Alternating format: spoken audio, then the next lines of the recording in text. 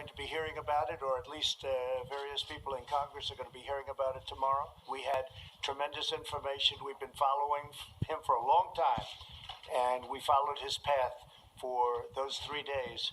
And they were not good stops. We didn't like where he was stopping. They were not good stops. We saved a lot of lives. But the president also suggested Soleimani was killed in part to retaliate for an earlier attack that killed an American contractor. Ours was an attack based on what they did. We weren't the first one out. Is the U.S. prepared for an Iranian attack? We're prepared. We're totally prepared. And likewise, we're prepared to attack if we have to, as retribution.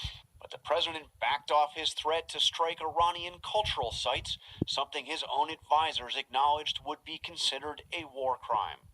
And you know what? If that's what the law is, I like to obey the law. But think of it. They kill our people. They blow up our people. Then we have to be very gentle with their cultural institutions. But I'm okay with it. It's okay with me. The strike that killed Soleimani took place in Iraq, sparking outrage there and prompting the Iraqi parliament to vote to expel U.S. troops.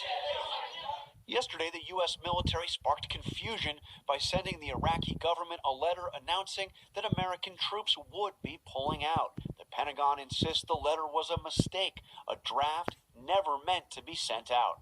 Asked about it today, the president deferred to Secretary of State Mike Pompeo. What was said yesterday, I didn't know about. I really don't know about it. What is that, Mike? What exactly was that? I just noticed it was a draft letter that was a draft unsigned. And the president said the Iraqis don't actually want the U.S. troops to withdraw. If we leave, that would mean that Iran would have a much bigger foothold, and the people of Iraq do not want to see Iran running the country.